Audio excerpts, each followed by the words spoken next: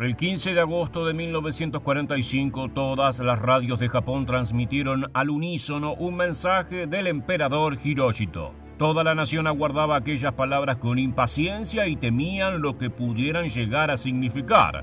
Días atrás, Estados Unidos había bombardeado con armamento nuclear las ciudades de Hiroshima y Nagasaki, dejando cientos de miles de muertos y un nivel de destrucción inimaginables.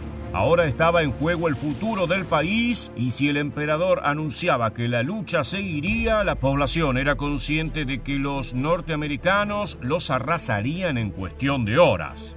Sin embargo, el anuncio de Hirohito fue contundente y dijo lo siguiente: la guerra ha durado casi 4 años y a pesar de que todos hemos dado lo mejor de nuestra parte, la situación ha avanzado hasta dejarnos en desventaja.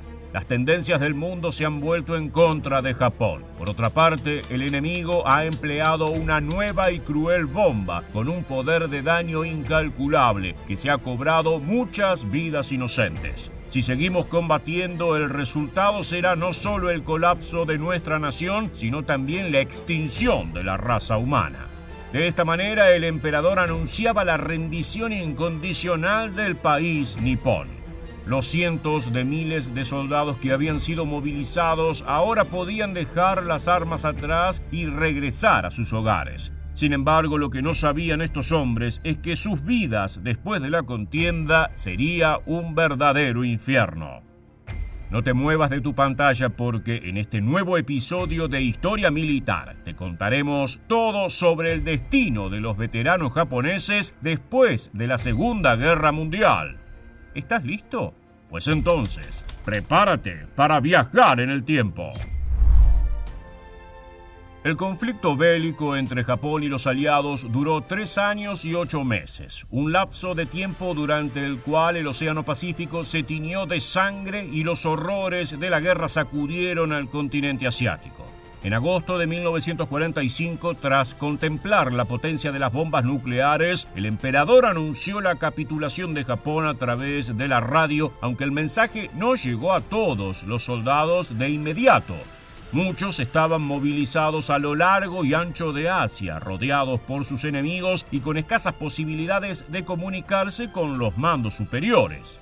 La reacción inicial al mensaje del monarca Hirohito fue ambigua, como lo recuerdan algunos veteranos en sus memorias. Por un lado, sentían la decepción por haber fracasado pese a todos sus esfuerzos, aunque al mismo tiempo estaban aliviados de que la masacre ya no continuaría. Para aquel entonces, con Hitler y Mussolini muertos y Alemania e Italia fuera de juego, seguir adelante con la lucha hubiera sido un suicidio. Entre 1945 y 1952, Japón fue ocupado por los norteamericanos, quienes administraron la nación nipona como si fuera una colonia y colocaron a un gobierno títere al frente del Estado. Los soldados que regresaron a sus hogares se encontraron con un país que ya no era el mismo, que había cambiado por completo, comenzando por el hecho de que ya no era independiente. La propaganda imperial les había enseñado que no había nada más deshonroso que la derrota y que un verdadero hombre debía morir en el campo de batalla o quitarse la vida antes de rendirse. Por esta razón, muchos soldados les ocultaron a sus familias que durante la guerra habían sido tomados prisioneros por los aliados. Por lo general, la población civil recibió a los veteranos japoneses no como héroes, sino como parias, como cobardes que no habían hecho lo suficiente para asegurar la gloria del imperio. Ni siquiera fueron bien tratados por el gobierno, que antes de enviarlos de regreso a sus hogares, los alojaron en barracones ubicados en las zonas portuarias. Mientras sufrían el frío y el hambre, las autoridades los obligaron a entregar el dinero extranjero que hubieran obtenido en la guerra y a cambio les dieron yenes, la moneda nacional japonesa, que por aquel entonces estaba sumamente devaluada. Finalmente se les otorgaban raciones de comida, un pasaje de tren y se les permitía marcharse a sus ciudades o aldeas natales. Una buena parte de los veteranos quedó incapacitada por heridas de guerra. Muchos perdieron brazos o piernas o sufrieron heridas que los desfiguraron de forma irreversible. A esto se le sumaba el hecho de que el daño psicológico les ocasionó traumas que los acompañarían por el resto de sus vidas. Para un hombre no había nada más terrible que haber visto cómo sus camaradas eran abatidos por las balas enemigas o por el fuego de artillería y tener que abandonarlos en el suelo sin poder hacer nada al respecto. Los ex soldados tuvieron grandes dificultades a la hora de conseguir un nuevo trabajo, aunque el gobierno intentó solucionar esto empleándolos como constructores en obras públicas con el objetivo de restaurar el Japón destrozado por la guerra. Sin embargo, no todos los japoneses pudieron regresar a sus casas de inmediato. Los que estaban combatiendo en Manchuria fueron tomados como prisioneros por el ejército de la Unión Soviética y remitidos a campos de concentración donde les esperaba una vida severa. Stalin ordenó que los despojaran de todas sus posesiones y no les dejaran nada más que sus uniformes. A continuación eran subidos a trenes y enviados a centros de detención en la fría región de Siberia. Allí los veteranos pronto olvidaron lo que era el calor y el cruel invierno ruso se cobró la vida de cientos de hombres. Como no había medios de calefacción, los prisioneros tenían que dormir arrimados unos sobre otros si querían escapar a la hipotermia. No pasó mucho tiempo hasta que Stalin decidió que los ex soldados japoneses debían pagar por el daño y la destrucción ocasionados. Los convirtió en trabajadores forzados y los obligó a reparar puentes, asfaltar caminos, ocupar puestos fabriles o desempeñarse como leñadores. Lo único que importaba era que colaboraran con la reconstrucción material de la Unión Soviética.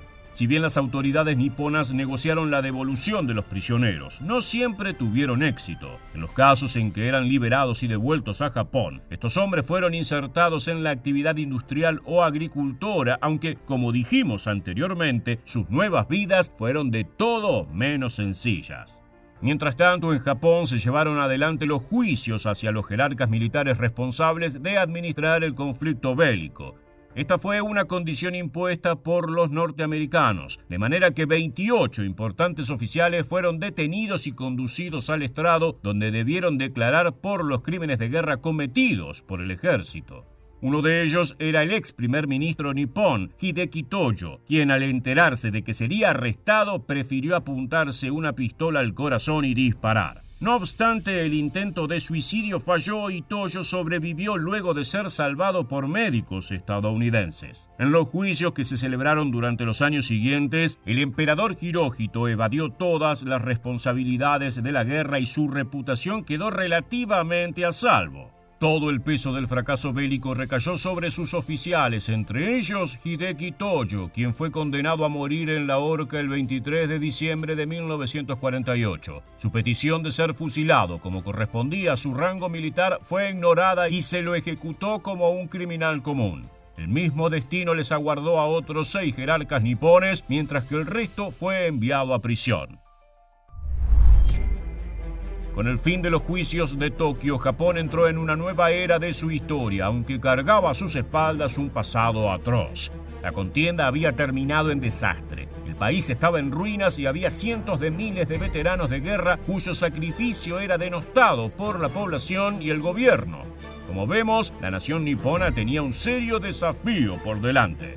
Llegamos al final del video y queremos preguntarte: ¿crees que los veteranos de guerra japoneses recibieron un trato justo?